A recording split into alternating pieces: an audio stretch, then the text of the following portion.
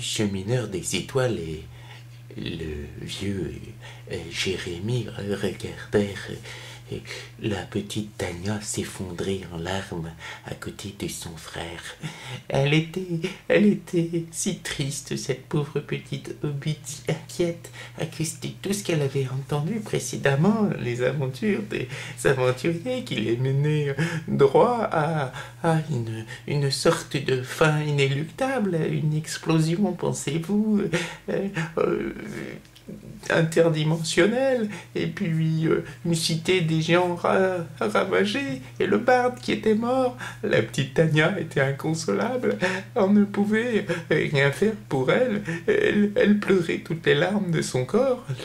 Le petit Tommy essaya de saisir sa petite sœur dans ses bras, mais elle le repoussa violemment, lui donna un coup sur le menton, se releva, dressa son petit poing, petit, furieux, en face des deux personnes qui lui racontaient cette histoire depuis déjà un moment, les deux compagnons qui vivaient ensemble depuis un moment, en tout bien tout honneur, et leur dit: mais pourquoi vous nous racontez cette histoire si tout le monde doit mourir? Mais je suis une hobbit, je voudrais une fin heureuse.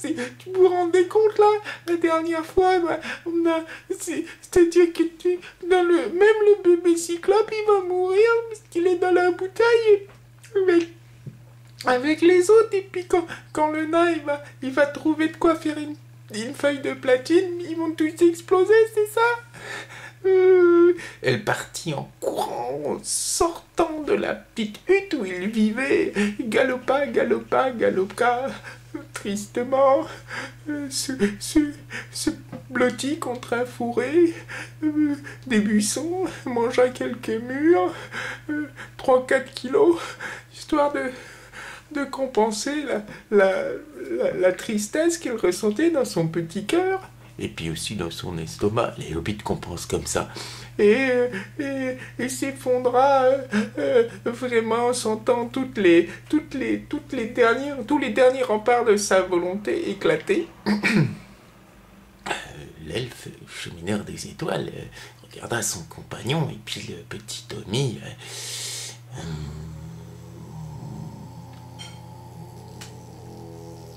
Le petit Tommy fit quoi? Qu'est-ce qu'il y a? Je vais chercher ma sœur. Chemineur des étoiles fixa le petit Tommy.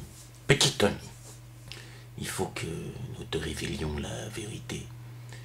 Le vieux Jérémie fit non des yeux.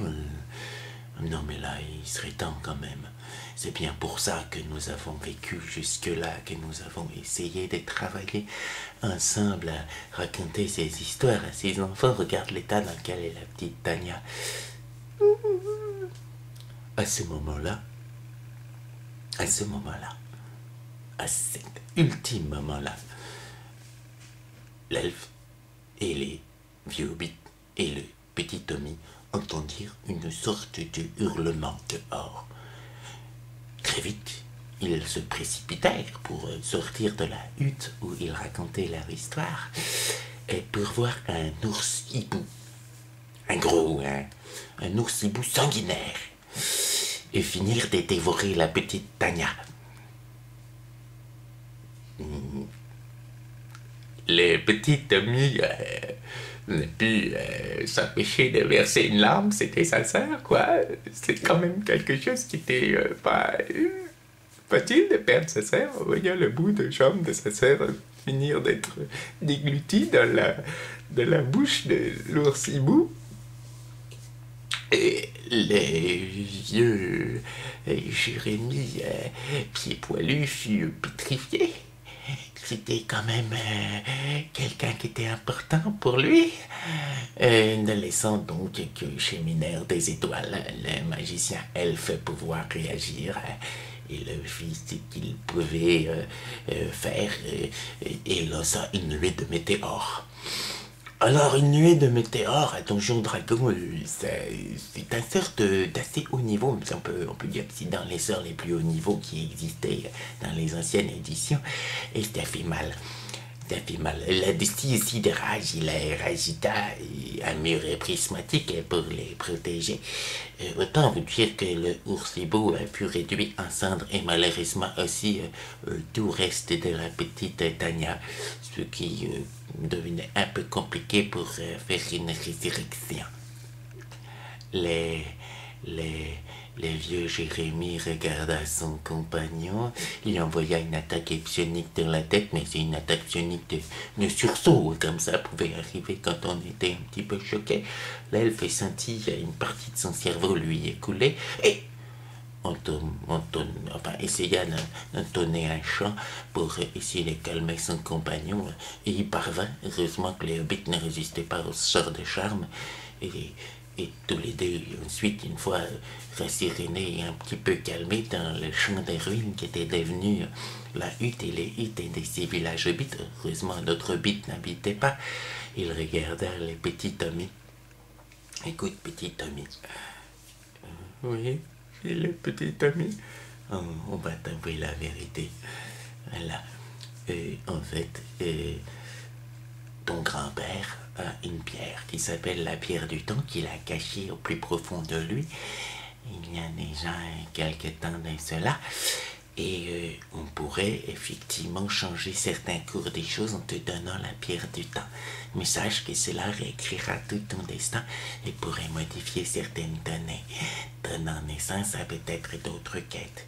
Et puis qu'il y aurait peut-être des choses à ne pas changer, parce qu'effectivement, il s'y trouve que dans l'histoire, l'explosion des feuilles, la feuille de platine ouverte dans la bouteille, dans la poche dimensionnelle des aventuriers, tuera bientôt le conseil des nécromants et par là même d'autres choses qu'ils faisaient en même temps, essayant de réveiller un dieu. Alors je te rappelle que nous avions reçu comme objectif de tuer un dieu. Il faudra pas que tu changes toutes les choses si on te renvoie. Me renvoie où, fit le petit Tommy. Le vieux Jérémie se gratta la tête. Dis-lui, j'en peux plus.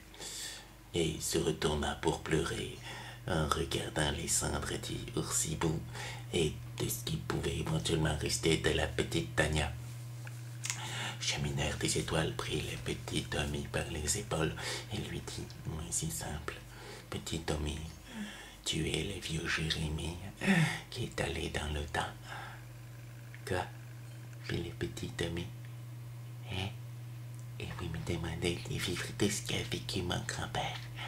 Non, tu n'es pas que ton grand-père, tu es Tommy, tu es Jérémie, tu es ton propre grand-père, mais c'est ça. Mais plus que ça, puisque tu es le père de ton père. Quoi? Je suis le père de mon père. C'est de l'inceste. Puis le petit ami. Oui, mais tu sais ce qu'il en va avec la mythologie, c'est parfois comme ça. C'est pas vraiment de l'inceste. De toute façon, t'es le seul à pouvoir changer les choses. Il suffit juste que t'actives la pierre du temps. Et je fais comment?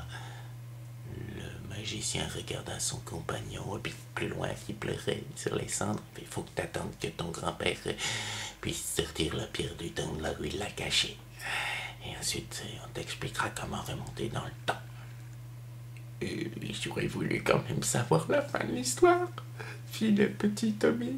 Comment ça s'est passé que je change peut-être pas trop le cours des choses? On va t'expliquer. Mais je te préviens, ça va aller de pire en pire.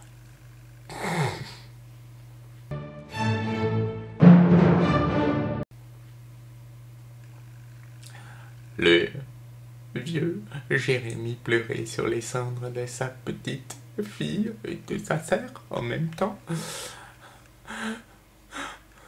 Il n'entendit pas les pas feutrés de toute une famille de oursibo qui venait se venger.